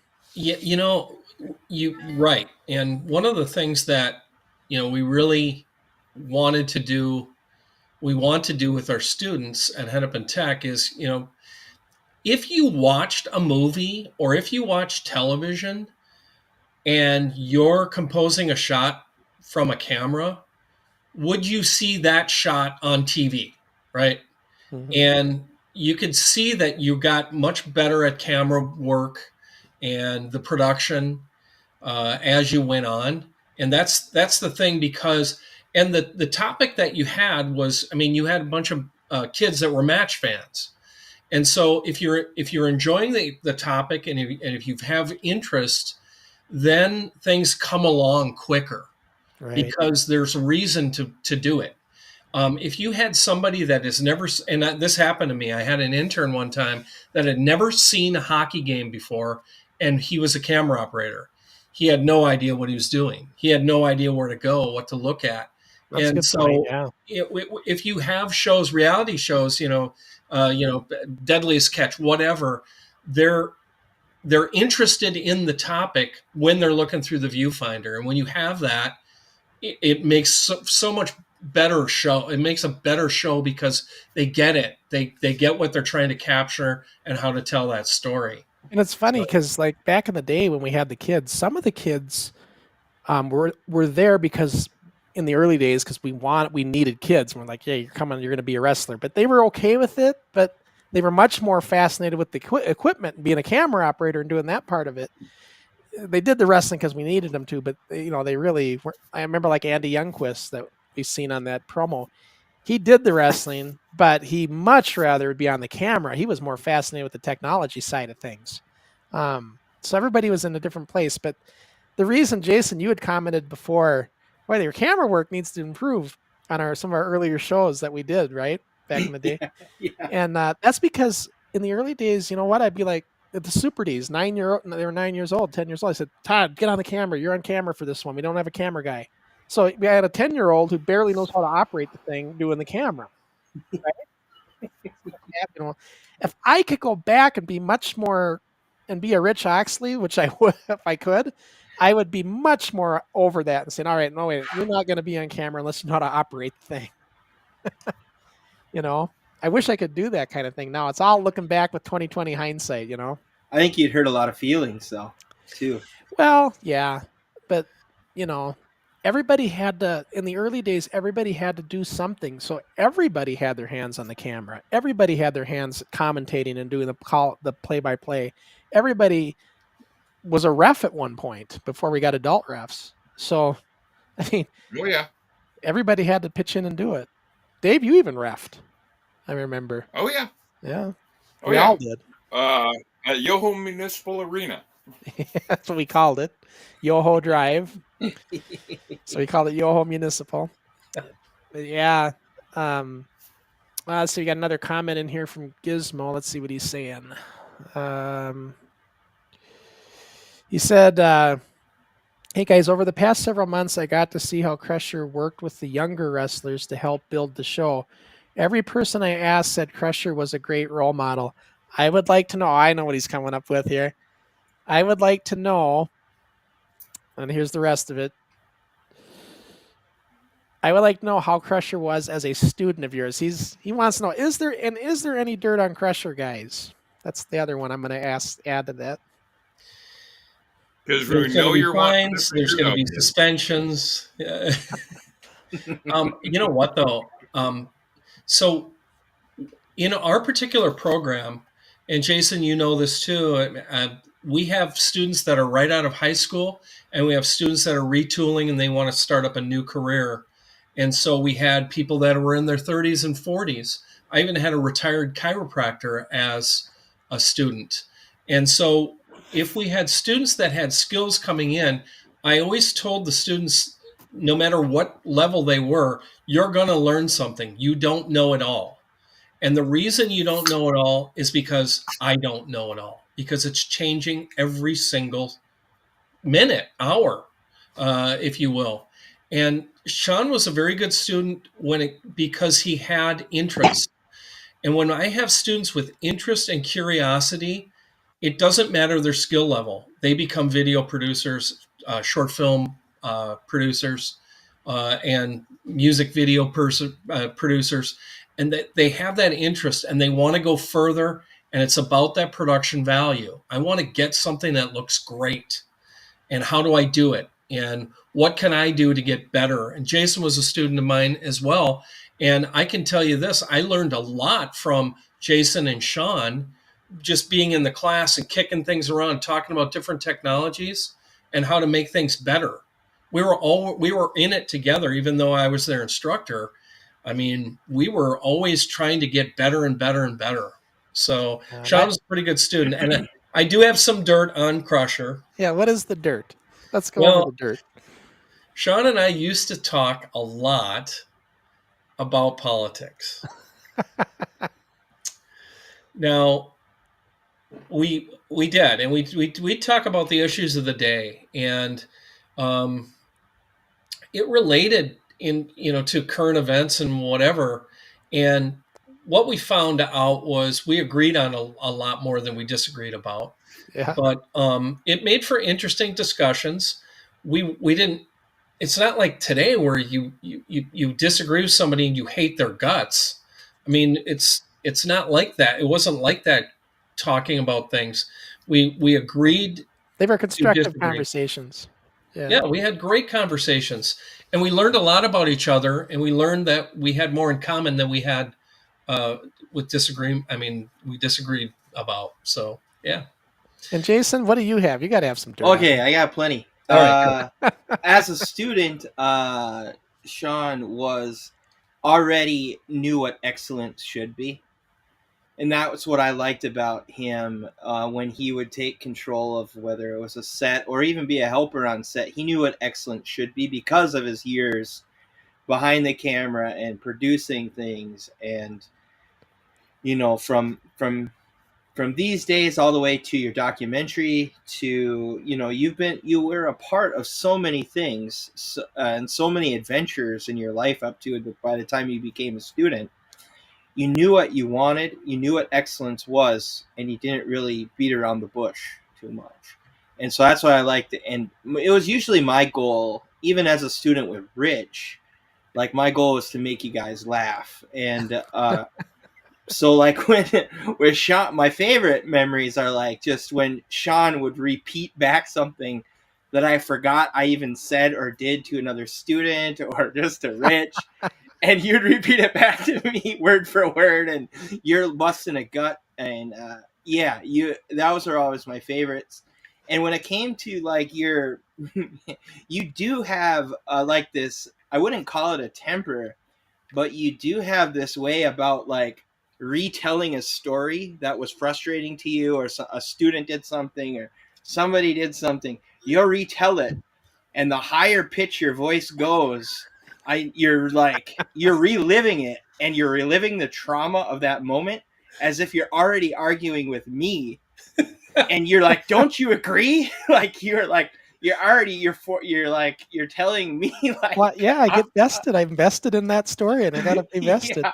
So like your voice gets just higher and higher. We went on the trip to Vegas together. Yeah. And just the adventures that we had there, where this like, you knew that town better than any of us. You were like the guy. Let's go down to down to Treasure Island. They have the best buffet. Let's get there.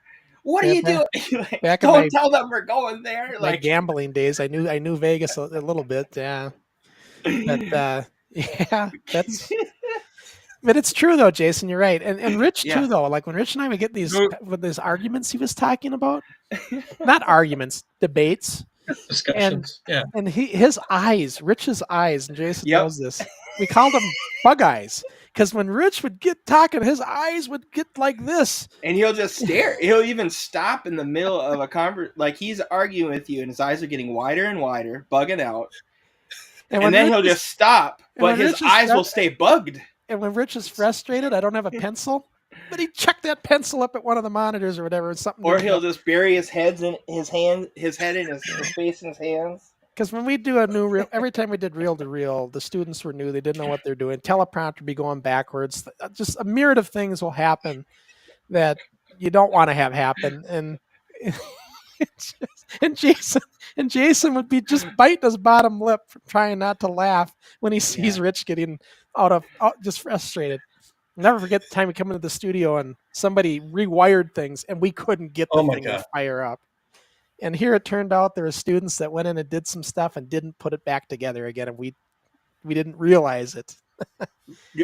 All kinds of cables were undone. Yeah. You know what though? The conspiracy theories that Sean has though, they're the best. Yeah, I like my conspiracy. And so what I would do is it made him so frustrated that I didn't care about the moon landing. You know, I just said, I don't care if it happened or not. It's cool. And that would drive him crazy. So I'd always counter him with global warming, and then that would usually settle the score. And we didn't even want to talk about the flat earthers, but Rich and I both think that's the joke. Were you, Sean, you part of this? I understand about his conspiracies. Yeah. I remember when the show was on hiatus for a few months. Oh, yeah. When that whole thing went down. Those guys all know about that. We got it in detail. But what were you going to say, Jason? I was going to say, were you part of the second round of... I don't think you were quite there yet when I officially saw Rich lose his mind when at the Wasioja screening, down at the Oh. State Theater?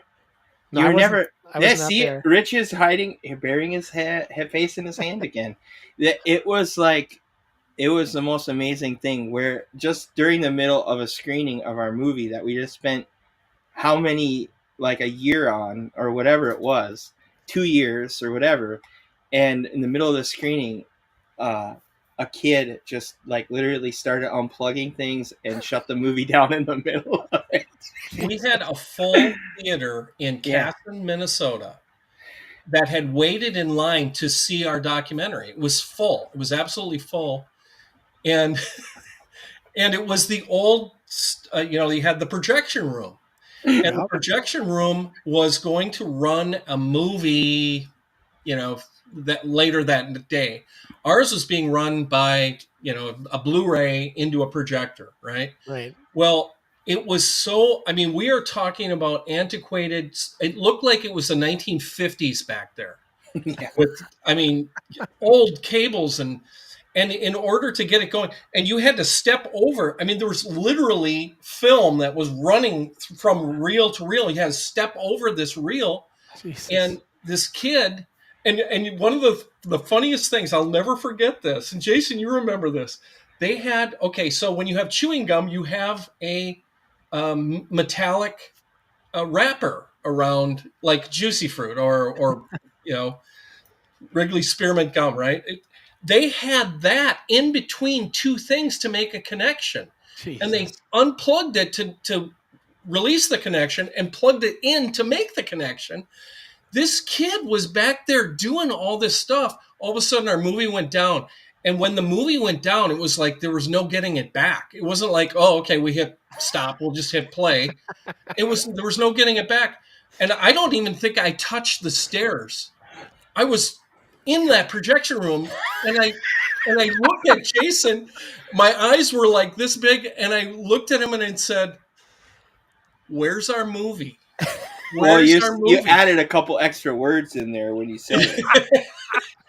If you knew Rich, I could just see this. You had to be just a mushroom cloud. Oh my God. It was, and people were, it was really weird because people were talking, and then people were getting up and leaving. Yeah, our training. Right in the middle of our grand premiere.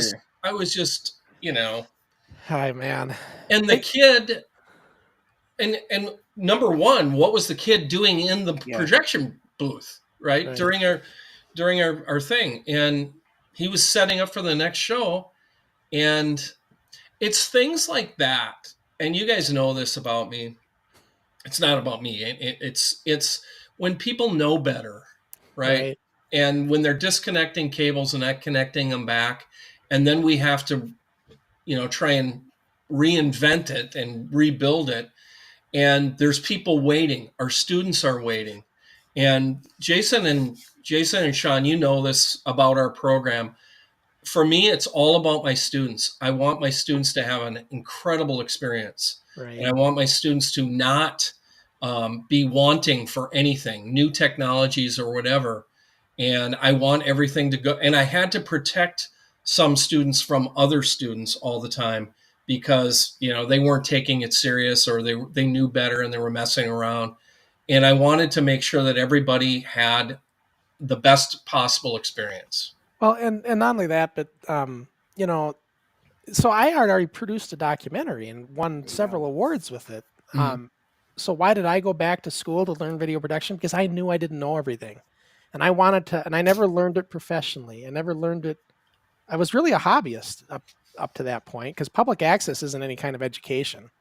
It's experience, but they really don't teach you a whole lot. So I wanted to learn what I didn't know. And that's why I went back to school. And I learned so much going back to school. But that's just it. You have to have an open mind. If you think, guys, Gizmo, if you think I was the kind of student that came in and said, I already know all this, that's not how I was. No, I would have made fun of Sean so fast. I would have given him such a hard time. Who do you think you are? But it wasn't that way. But guys, I got to tell you now, I promised everybody an announcement. Like Dave commented, why does it say NWF Rewind every Thursdays? Because, guys, we are going to try something. So you know how we had Subforce Arnie on and we had Wrestling Revolution Keaton, and those interviews went so well, you guys, that I have decided that we're going to try something here, and we're going to have a new show that we're going to do now.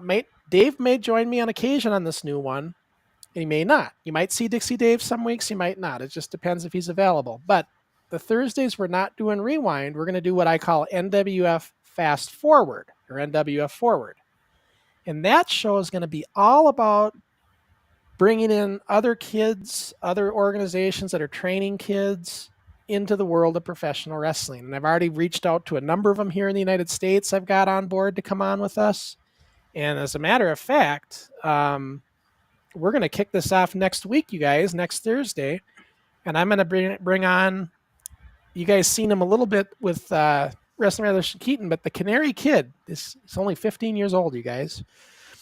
He started when he was 14. He started at the same age I did when I started the NWF. And this kid is phenomenal. You've seen a little bit of it when we had Wrestling Revolution Keaton, but I'm going to have, his name's Ricky Henry, and he's the Canary Kid, and he's amazing. And so he's from Northern Ireland. We're going to have him on next week. It'll be a special time, though, for this one. As you can see, let me get that comment out of there. I forgot I had that up. There we go. So you can see the time. It'll be 6 p.m. Eastern, 3 p.m. Pacific. A little earlier because remember, Ricky's in the Northern Ireland, so it'll be 11 p.m. for him when he comes on with us. So looking forward to talking to him. But that's what, and you can see the new logo there, NWF Forward. That's what that's going to be all about, that show. We're going to talk about this new generation of kids, what they're all up to. You guys can see the graphic, right? I'm seeing Jason and Dixie I'm on there. On my Get screen. me off of there. Oh yeah, you guys are on there. I don't know why you guys are coming up on there, but oh yeah, I'm there too. You know what? I know why. Let me fix that. Sorry, you guys. No one wants to see me on there. I see what I did wrong. There we go. Oh, this is how it should look.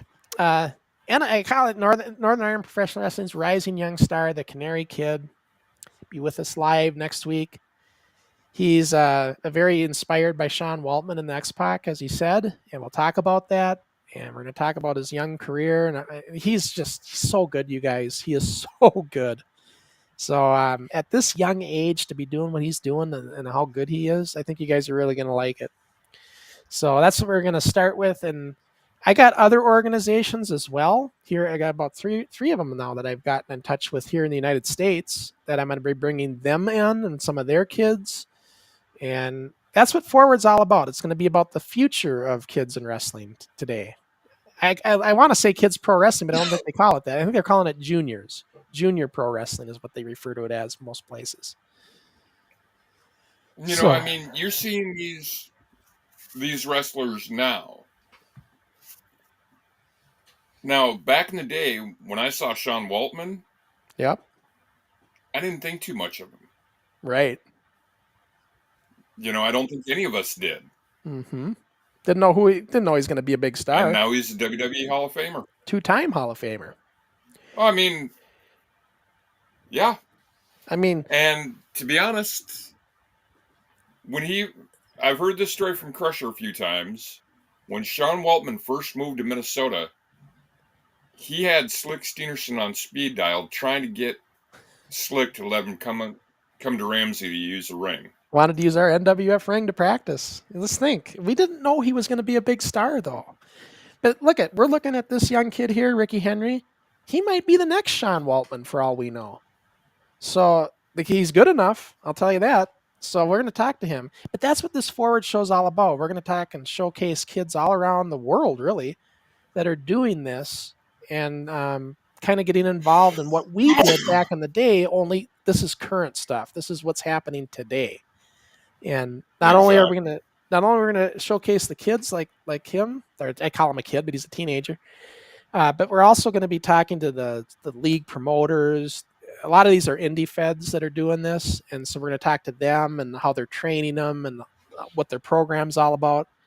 And something, you guys, they do it for karate. They start karate out at 6 years old. They do it for boxing. Why not professional wrestling? If they would have had this when I was a kid, Dave, I would have been in it so fast it would have made your head spin.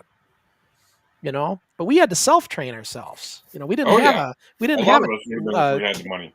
we didn't have an academy we could go to get trained like these guys can now. So, Exactly. I mean, yeah, I mean, our training was you went and hung out with Eddie, got tips from Eddie, and you'd bring them back to us. yeah, once we caught, and the only reason we caught Eddie Sharkey's attention was because we drew 300 fans at the Armory. You know, because we did that caught his attention and he was interested. If that didn't happen, Eddie Yep. wouldn't have been interested at all. So it's like in those days, if you went to a wrestling trainer in those days and said, "Hey, I want to become a wrestler," and you're 14 years old, they say, "Come back here, kid, when you're an adult. Come back when you're over 200 pounds and we'll talk." You know, it just was a different time. Because we could draw, he was willing to talk to us. Yeah, that really was what it is. But I don't want Ricky Henry and these guys to think we're talking down to, look, I am glad you guys have proper places you can go to get trained and learn it right. And it's a benefit for them. It's a benefit, Dave, because look, he was 14 when he started. I was 14 when I started NWF. He's 15 now. Where he's at 15 and where I was at 15, he is miles ahead of us. Miles. So yep, good for him. And I'm going to talk to him all about that stuff next week. So I'm looking forward to it. Yeah, we'll see how forward goes, you guys. I mean, I don't know if I'm always going to be able to get. It's hard to find. Sometimes some of these groups I'm trying to reach out to that are doing training and stuff, they're a little leery to talk to us because they see our old footage and they think, "Is this backyard wrestling? Do we want to be affiliated with this?" So some places are a little reluctant. You know, I got to keep prying and try to get in with them. Some places, you know, the ones that said they'll do it, they remembered us. They said, "Yeah, I remember you. I remember reading about you and everything. And I'm glad you're doing this. Yeah, we'll come on your show." So, you know, that's good. So not everybody has that mindset. Here's the thing for these promoters to think about. Yep. Okay, they're a local indie promoter. They come on our show. We've already shown we have international appeal. Yeah. It gives their wrestlers international attraction.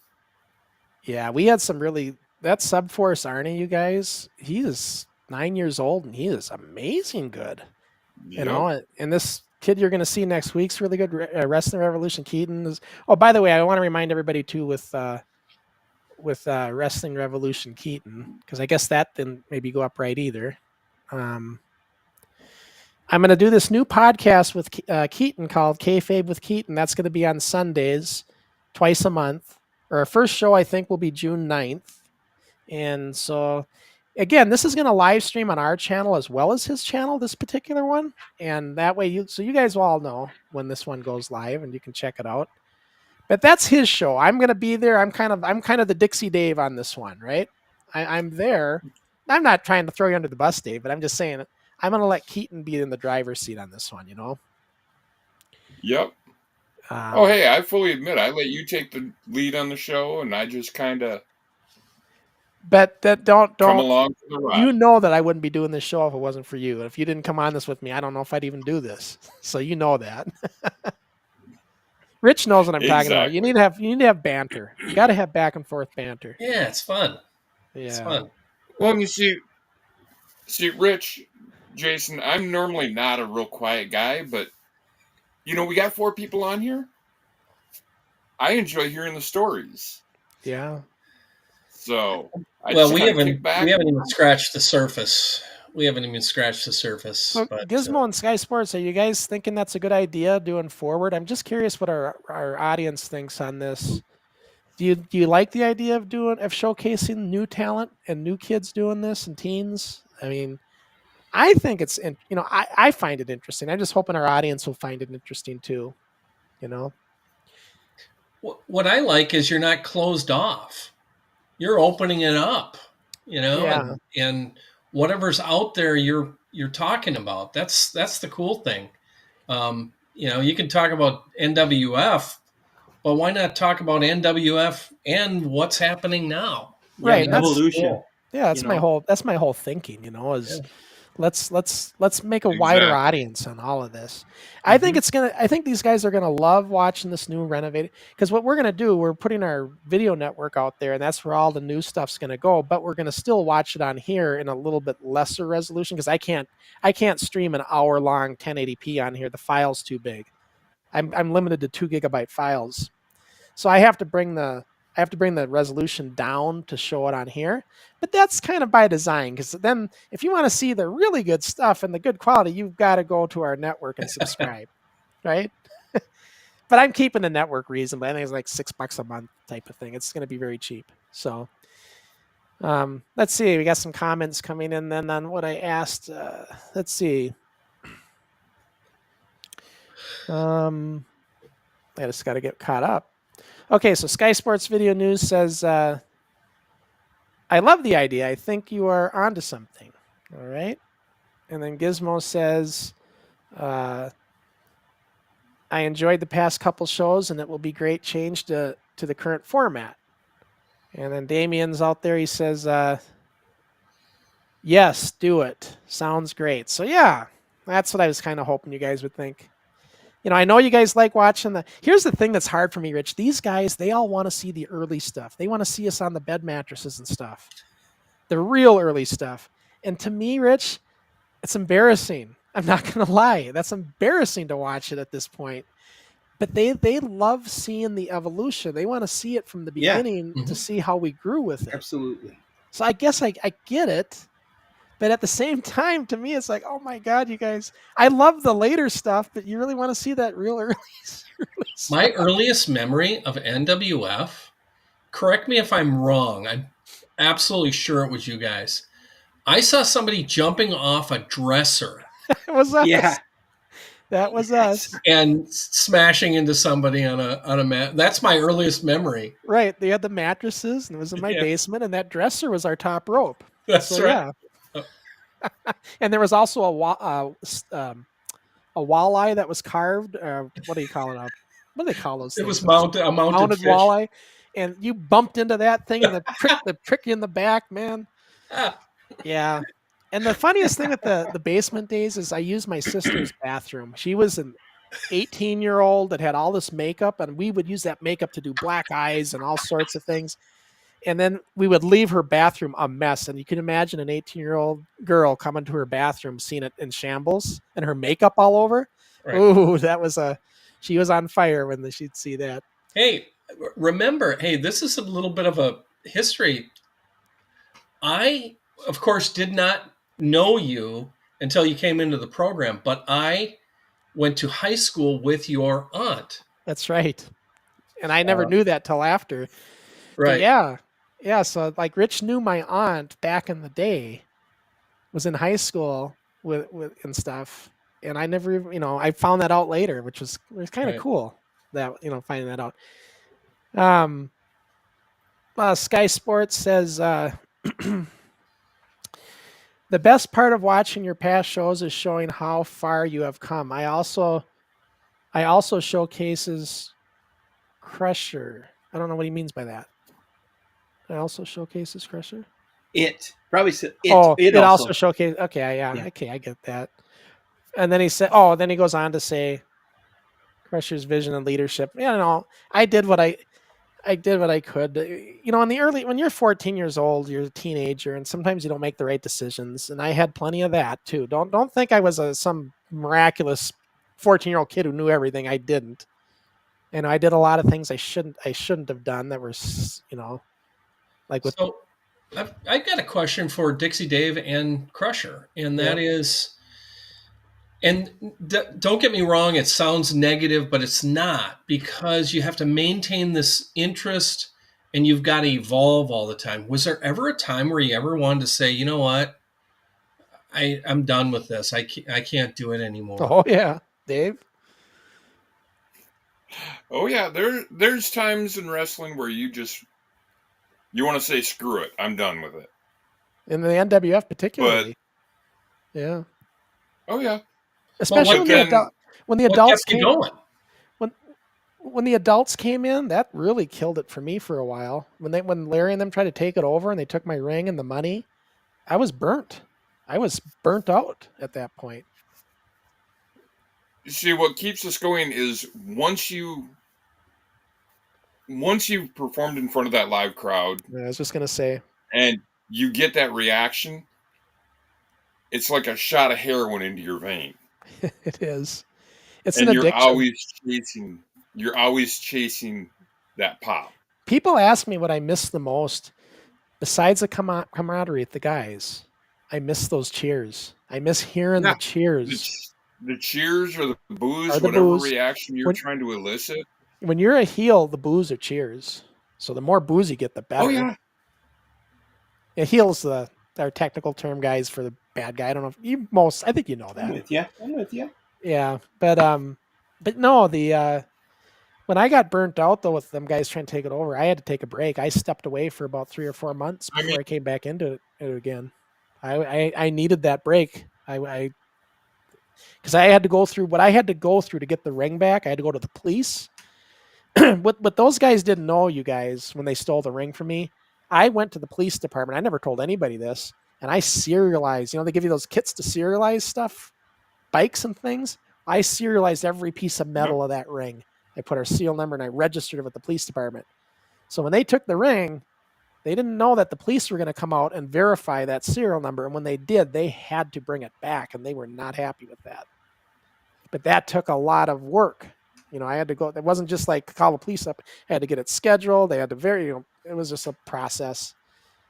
And I needed a break from it. At that point, it was just an emotional wreck at that point, because we didn't get the money back. I could get the ring back, but I couldn't prove that the money was ours, and they took probably close to $2,000 that we had at that show. So that hurt. Think about it. That's 1987, $2,000. It's a lot of money for a bunch of kids. Right. Yeah.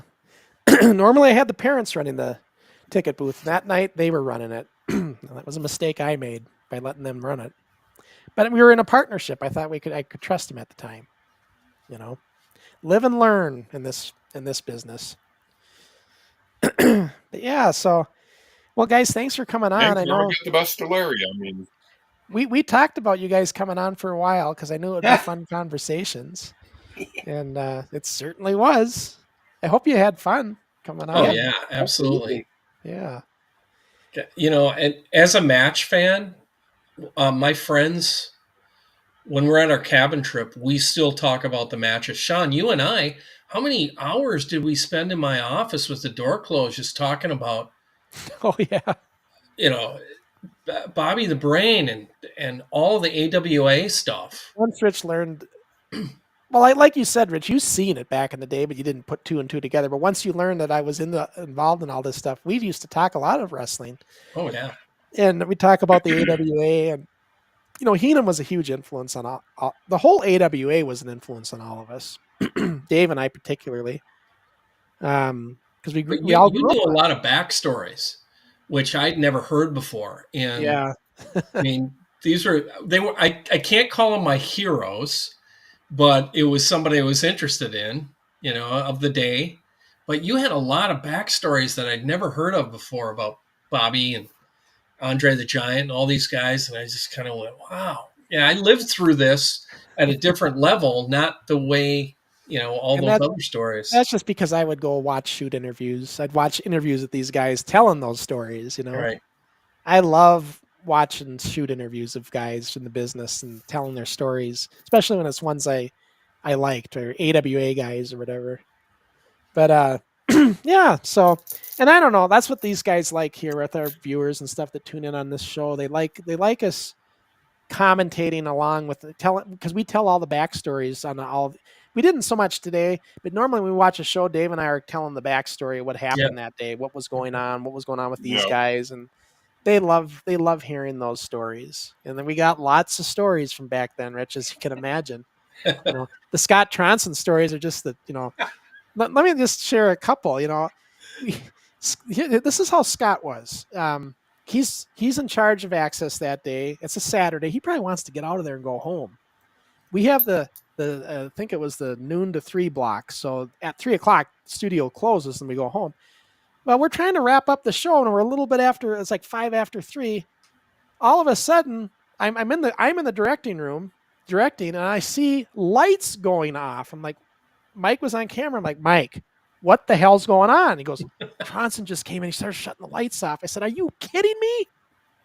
So look, our time was up and he wanted us out. And so he shut the lights off right in the end of our production. We're trying to close the show. I mean, it's the kind of things he would do. And the worst was when he told us, when he kicked us out of the studio, he said, Scott, what are we going to do? We can't work with a styrofoam stage. We need that wooden stage. He's like, well, maybe you could get some bricks and just prop the posts up in the bricks and you won't be able to use them. I said, get out of here. That ain't going to work. Yeah. Scott and I went, but you know something? We would get him back every time. When Scott suspended us for advertising, when we were doing those armory shows, Scott said, you guys are advertising. That's against the rules. You cannot advertise on public access. You're suspended. And I thought, wait a minute. These church groups come on and advertise too all the time for what they're doing. We're doing the same thing. So I went to Terry O'Connell, who was a cable commissioner. I knew he liked us because he did an interview saying how he approved the cable grant for us. So I figured maybe he'll have a poll with us. So I went to him. I said, Scott suspended us. He said, we're advertising. We're not advertising. We're just promoting ourselves. And he's like, let me look into this. So Terry's Scott's boss. You know, he's a cable commissioner. He overruled it. And he said, nope, you can come back in. Just don't mention ticket prices, though. You can still talk about it, but tell about it, but do not mention the actual prices. So, okay. And I come back in. And I said, so, Scott, we can check equipment out again, right? And he's sitting at his desk. He's like, yeah, you can come back, but don't think too many people are going to be happy with you here. We still feel we made the right decision. But Terry's our boss. He was pissed. Well, you better watch out saying pissed.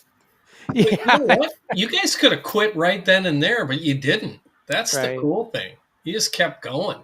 Yeah, we just had to find a way. It's only because we loved it so much, Rich. We loved the wrestling so much that we just didn't want it to end. And the cable show was so much a part of it. It was like a hand-in-hand thing. This TV show was the wrestling. We always referred to it as the wrestling show. That's what we called it. To all the kids and stuff. It was you're going to make the wrestling show? Yeah, I can make it. It was the wrestling show because it was a show that we were producing, but it was, it was the, and the kids, can you even imagine, Rich, if you're a fan of wrestling as a kid, who wouldn't want to be on that show? Absolutely. At that time. The only thing is we started attracting too many people like adults that shouldn't have been on the damn thing. Exactly. Yeah. Well, guys, I suppose we should probably wrap it up. We've hit the time clock here, about a little over 2 hours now. So that's the show, guys. Thanks again, Rich, for coming on, and Jason and Dave for putting up with all of us. What's that, Dave? Oh, I was telling Rich, once we go off air, stick around for a minute. Okay. Yeah, we're just going to run our credits. It was good. It's good to finally meet you, Dixie Dave. It's awesome. Yeah. And Jason, you and I talk about something, so maybe I text or give you a call or something. That sounds good. I got I got a bunch of stuff to let you know about. Yeah, so just don't leave here. We're going to run the credits and we'll still be able to talk after. So I'm going to run the credits, guys. Thanks for tuning in. We'll see you next week for Forward, guys, on our new show. Crusher will see you next week. Me, I don't know yet. Yeah, Dave will just be a cameo when he shows up on these shows, on these Forward shows. All right, we'll run the credits and have a good night, guys.